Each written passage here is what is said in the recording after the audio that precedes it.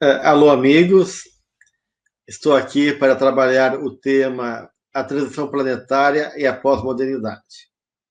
Eu gostaria de começar esse tema trazendo uma mensagem que eu tenho aqui do irmão X, que está no livro Cartas e Crônicas e se chama Mensagem Breve.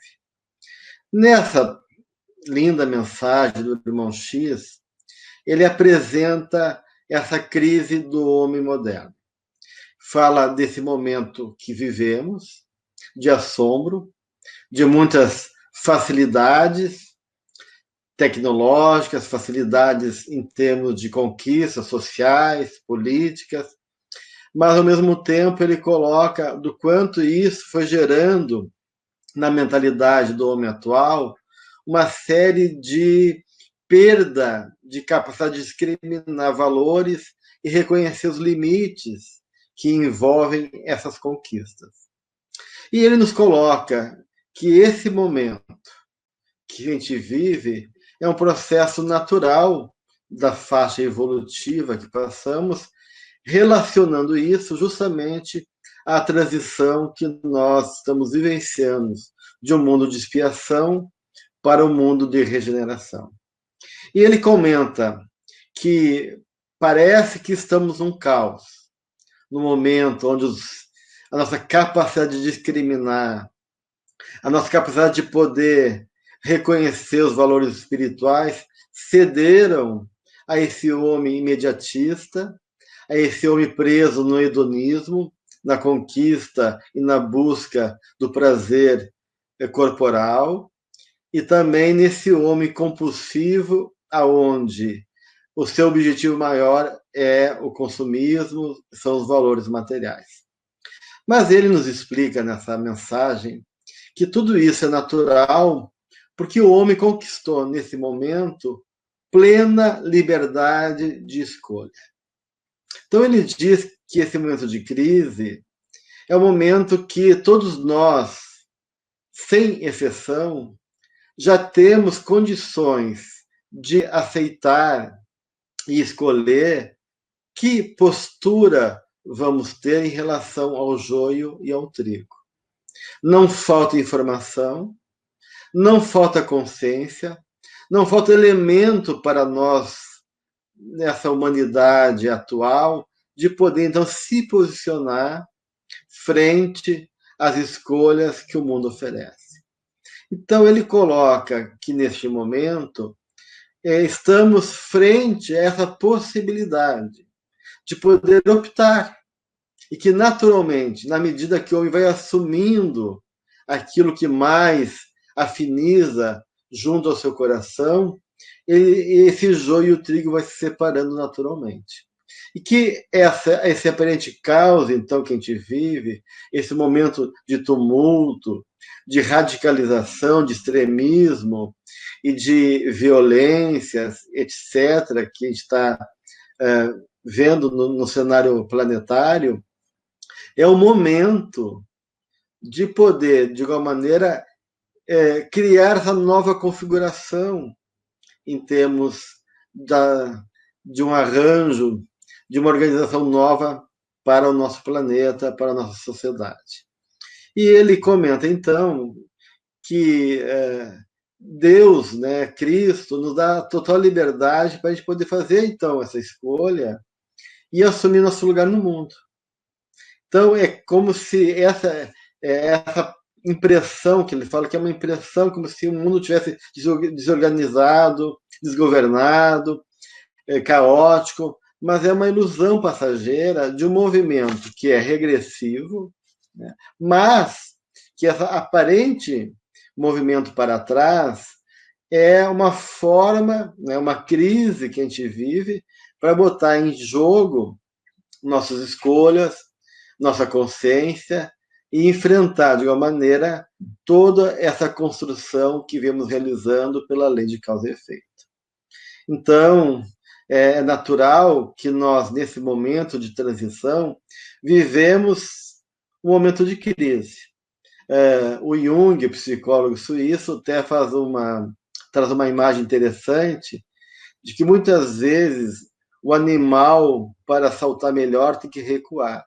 Então, com esse recuo, que parece que o mundo avançou muito do ponto de vista tecnológico, mas regrediu moralmente, e isso é só uma ilusão, porque a gente vem avançando pouco a pouco, mas há uma certa confusão, um certo realmente atrito, conflito e um movimento regressivo que é para repensar, reavaliar e buscarmos realmente novas possibilidades a partir disso.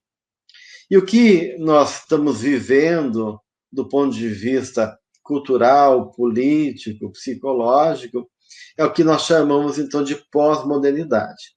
Alguns autores até chamam de crise da modernidade, esse termo pós-modernidade, sociedade pós-informacional, pós-industrial, tem vários termos que vieram para caracterizar essa realidade que vivemos atualmente, sociedade líquida do Bauman, assim, vários pensadores vêm tecendo uma série de reflexões em relação ao que a gente vive atualmente. E aí é importante, então, tecer alguns comentários para poder entender historicamente como é que é essa passagem do momento moderno para essa crise da modernidade ou pós-modernidade e quais são as características que mais marcam esse momento que vivemos. Então, do ponto de vista histórico, essa crise da modernidade ou pós-modernidade, ela inicia simbolicamente com a explosão da bomba atômica. Então, essa explosão inaugura um momento de uma mudança no cenário mundial, aonde, com a saída, com a Revolução Industrial, com a saída das mulheres para o mercado de trabalho, com a velocidade como que a informação foi ganhando, com a tecnologia avançando, uma mudança muito grande no cenário mundial vai acontecendo. E com isso, naturalmente, uma série de consequências a nível de comportamento. Então, a gente vê, assim, cada vez mais uma liberdade maior.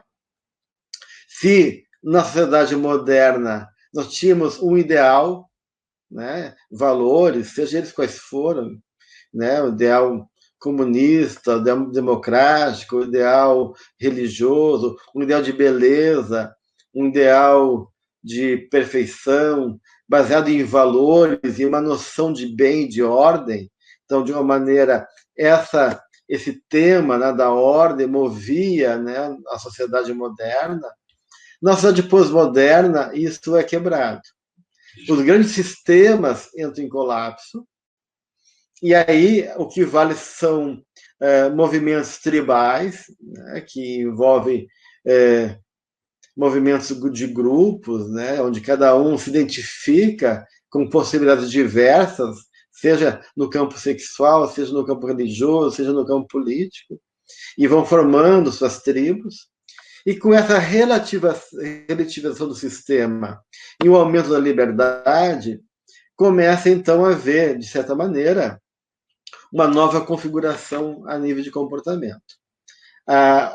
E isso vai gerar o neoindividualismo, sujeito cada vez mais preocupado consigo mesmo, uma sociedade onde o tempo e a velocidade começam a ser marcantes, então a gente vê uma aceleração do tempo, do movimento, onde a imagem da pós-modernidade é os espaços de trânsito, ponte, aeroporto, rodoviária, porque tudo está em trânsito. O próprio lar do indivíduo não é mais a casa onde a família se reúne para almoçar juntos. Cada um tem seu horário, e o lar se torna um lugar de passagem também, um lugar para dormir, um lugar onde as pessoas habitam, mas centrados nas suas necessidades, num ritmo e numa dinâmica própria. Então, não tem mais aquele espaço de convivência como se tinha antes.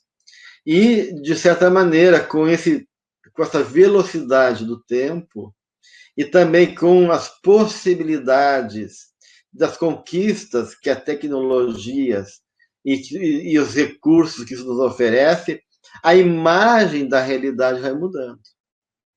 A imagem não só do tempo, mas o valor das coisas. Por exemplo, antigamente eu ganhava um relógio do meu pai, esse relógio era um relógio suíço, que o pai dele, ou mesmo um avô do meu pai trouxe ou comprou.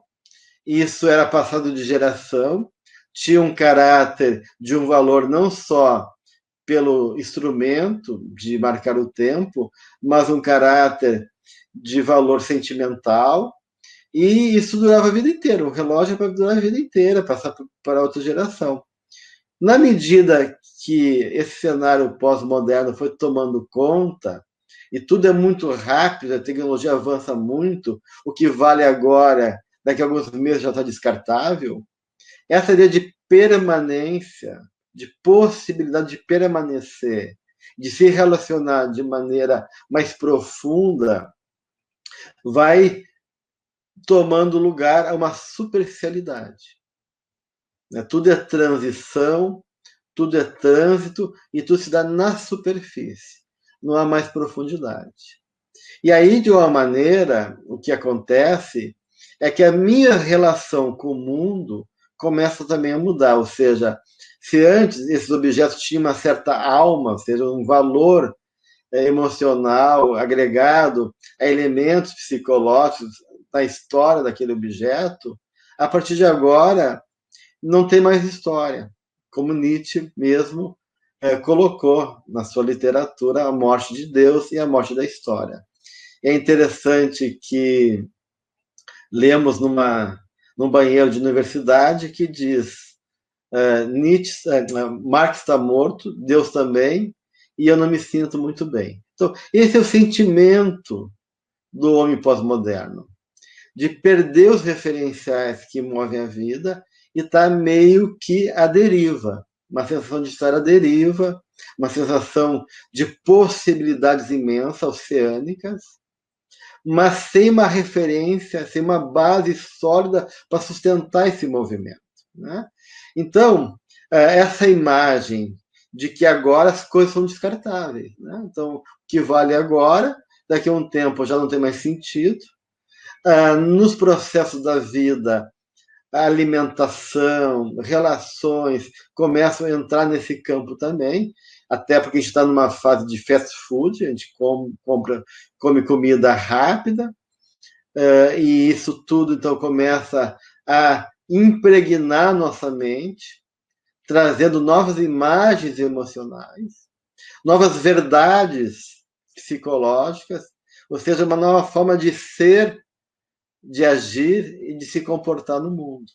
Então, essas gerações que vão nascendo nessa crise da modernidade vão pegar um mundo aonde essas concepções, mesmo que não faladas, mesmo que não presentes conscientemente no nosso dia a dia, vão ser internalizadas inconscientemente. Porque o mundo se apresenta diferente. O mundo se coloca dessa maneira. E eu começo a achar que o mundo é assim. Que a realidade se dá dessa maneira e as coisas se tornam naturalmente assim. É natural eu não valorizar um objeto, o esforço de conquistar, o esforço que meus pais tiveram para poder pagar aquele objeto. Ele perdeu o valor, eu quero um objeto novo, um tênis novo, um celular novo e assim por diante. Né? Então, de uma maneira, começa não só esse movimento neo-individualista, cada vez mais o indivíduo no centro do mundo, pensando nas suas necessidades, mas o consumismo tomando lugar na nossa vida como sendo o grande Deus que rege o templo da modernidade, que é o shopping center. Então, o templo religioso pós-moderno se torna o shopping center, aonde o consumo se torna o nosso ritual e que move, então, os anseios do homem pós-moderno. Né? Então, e essas características de aceleração, de superficialidade, de transitoriedade. Então, as relações começam também a ser descartáveis, são transitórias, são impermanentes, são momentâneas, não tem esse elemento de profundidade. A gente também vê uma característica que se fala na pós-modernidade, que chama do hiperreal. O hiperreal é o conceito de que a imagem ela é mais real, ela é mais verdadeira, ela é mais interessante do que a própria realidade. Então, a imagem enquanto persona, né, como representação naquilo que a gente quer mostrar para o mundo, começa também a ganhar um status cada vez maior. A gente vê isso na internet, todo momento, né, nas redes sociais, no Instagram, no Facebook. As pessoas se relacionam de maneira muito mais virtual do que propriamente do ponto de vista de um contato real. E até tem uma piadinha pós-moderna, várias piadinhas pós-modernas, né? Uma delas, uma mãe vai ao supermercado e encontra uma amiga de muitos anos que não via com a filha dela pequena. E ela olha para a filha da amiga e diz: olha, como tá bonita tua filha, né? E comenta sobre a beleza da menina. E a mãe, então, a partir disso, diz: sim, ela está linda, mas tu não imagina como ela está mais bonita no Instagram, na foto que eu tirei dela, ou nas imagens que eu mando no computador. Então, essa ideia de que a imagem capturada, a imagem produzida, tem mais valor do que a própria realidade. E essas imagens vão sendo usadas de maneira subliminar na própria mídia, na própria relação do mundo com os apelos materiais que vão rechear a vida do homem da sociedade atual.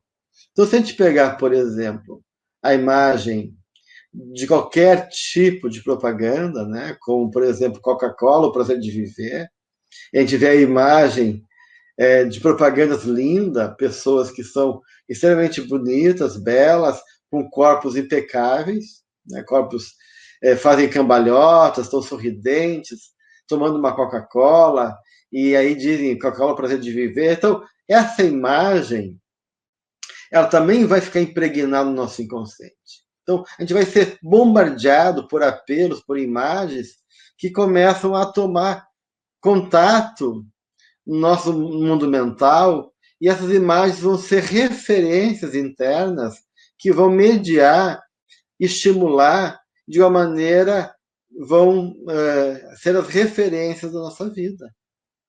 Quando eu vou tomar uma Coca-Cola num bar qualquer, num supermercado, num restaurante, em qualquer situação, seja na praia, no lazer, eu vou estar associando aquele produto à imagem que está ligado a ele.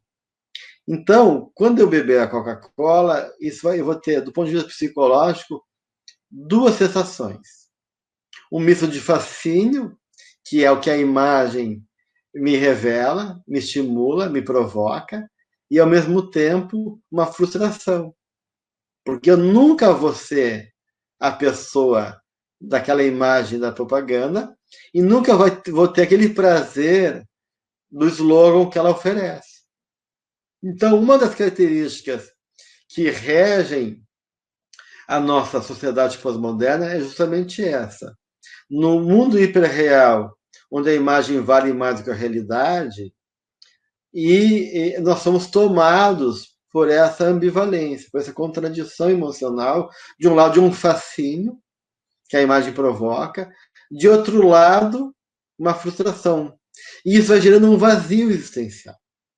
Então, de pronto, um dos sintomas que a gente vai ter na saúde pós-moderna são as doenças do vazio.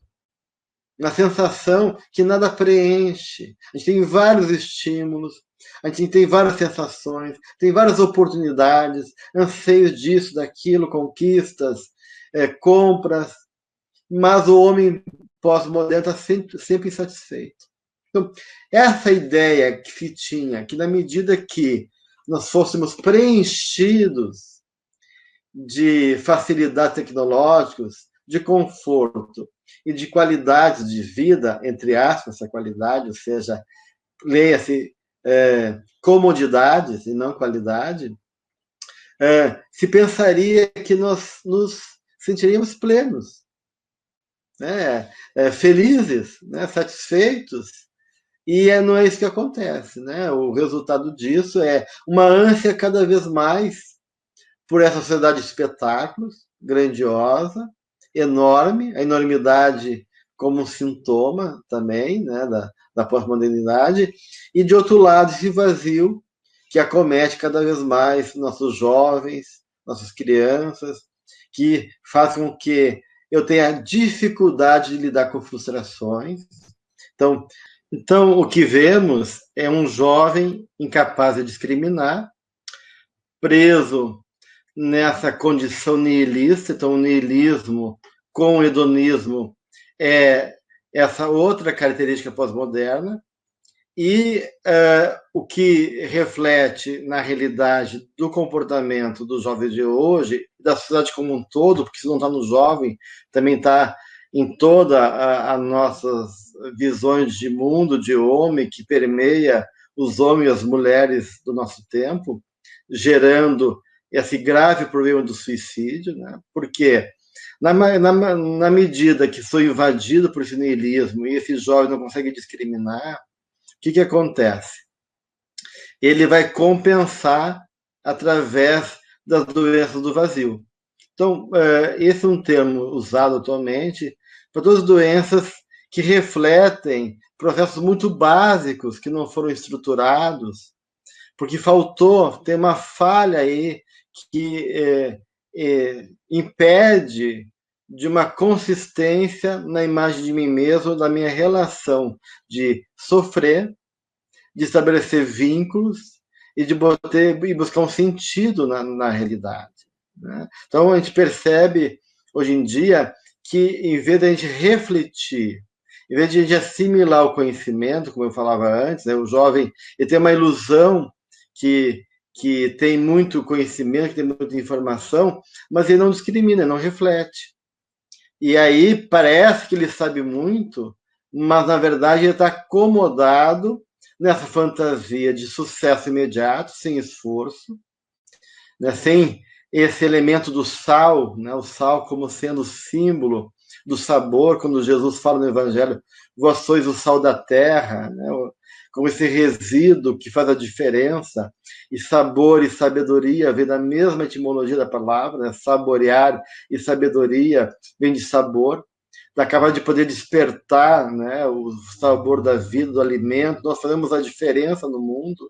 Então, essa sabedoria que vem com a experiência, que vem com tudo aquilo que o sal nos traz, que são nossas lágrimas, nosso sangue e nosso suor, vão ser descartadas no mundo pós-moderno. Não se quer mais ter o sacrifício do sangue, do suor e das lágrimas. Se quer o prazer imediato, a recompensa imediata. E quando ela não vem, vem de pronto a crise. Uma crise infantil, uma crise de frustração e uma revolta no mundo. E temos, consequentemente, aí aquilo que a gente chama nas doenças do vazio, que são as doenças borderlines, as doenças que envolvem as mutilações, as descargas agressivas. Nós temos aí o que a gente chama de uma descarga pulsional. Essa incapacidade, essa dificuldade de transformar um impulso num trabalho humanizado, de processar nossas pulsões. Então a gente descarga, é que nem o bebê que faz a descarga pulsional, que é só o prazer, porque não sabe elaborar ainda esse processo. Então nós somos como as crianças, que, assim como diz Emmanuel, toda criança ela exige muito, e de outro lado teme demais. Nós somos as crianças que tememos a vida e exigimos muito dela, sem reconhecer que nós temos que assumir nossa maturidade psicológica, que esse momento de transição é o momento onde nós temos que reconhecer a nossa maturidade espiritual. Sair, então, desse infantilismo regressivo, dessa visão pequena, imediatista, dessa visão que exige muito e que, no fundo, teme e que cobra da vida sem querer pagar o preço por ela. E, consequentemente, essa descarga pulsional fala, então, desses jovens violentos, desse uso abusivo de substância, dessa capacidade de tolerar frustrações, gerando um caminho que nos leva, muitas vezes, ao suicídio. Se a gente fosse caracterizar a sociedade pós-moderna, a gente diria que é uma sociedade adolescente. Uma volta e um reforço ou uma parada na adolescência. Então, de um lado, a gente vê esses jovens que não querem crescer, que não querem amadurecer, e de outro lado, os pais, né, os adultos, querendo voltar à adolescência, né, nesse discurso que todo mundo tem direito, todo mundo quer ter direito, seja pela minoria, seja sua necessidade individual, ninguém quer se comprometer, há pouco espaço para tolerância, há pouco espaço para suportar as adversidades e compor com a vida no arranjo de que exige trabalho, porque toda arte para ser conquistada, ela é fruto de esforço, e a gente vê nesse momento, na pós-modernidade, exatamente o movimento contrário. Então, a gente tem o materialismo, a gente tem o consumismo, a gente tem esse culto à imagem, né, ao hiperreal, ao hedonismo, ao prazer imediato, ao prazer corporal. A gente tem o niilismo, que é o vazio existencial, a falta de sentido. Todos esses elementos são sintomas da nossa vida pós-moderna. Então, nós temos que...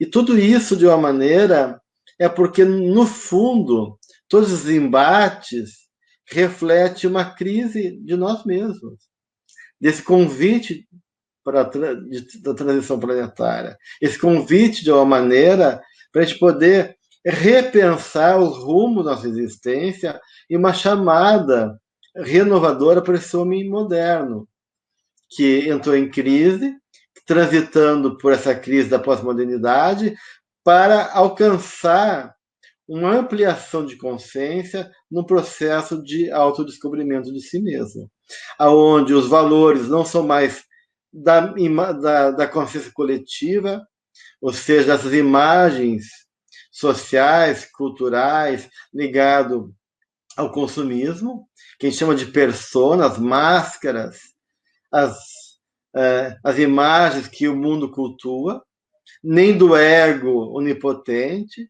desse ego que acha que é o dono do mundo, que pode estar acima da natureza, voltado para o seu egocentrismo, mas dessa centelha divina, do self, daquilo que ajuda do self, que é o espírito imortal, e ao mesmo tempo a imagem divina a ser despertado para a plenitude do ser humano. Então temos aí na pós-modernidade, aí a gente tem vários autores que eu acabei não citando aqui, né? O Bauman é um dos mais conhecidos, né? O Hillman é um outro, e assim vai outros autores, seja do campo da sociologia, da psicologia, que refletem, né, esses vários momentos de desafio que nós vivemos na atualidade, né? O Bauman vai falando desse sociedade líquida que vai escorrendo, onde tudo vai se perdendo, tudo é relativizado demais, né? Ele falou que é o único lugar ainda seguro da qual ele aposta é na família. O cenário, então, que se apresenta enquanto configuração, e o Bauman vai ser muito claro nisso, é cenário dessa perda das referências, onde, como eu falava para vocês, não só a família é importante, mas a ressignificação dos valores espirituais. E aí o desafio que nós temos hoje em dia é realmente estabelecer profundidade nas relações. Eu comigo, eu com a natureza, eu com o meu próximo, eu com Deus. E poder, de alguma maneira, desvelar esse ser. Quando nós falamos dos sintomas pós-modernos, uma grande questão que se apresenta aí é essa diferença de dor e sofrimento. O homem moderno não trabalha no nível do sofrimento, porque o sofrimento é uma capacidade de subjetivar, de extrair, como falava, esse sal da sabedoria e elementos que constituem uma consciência de si mesmo.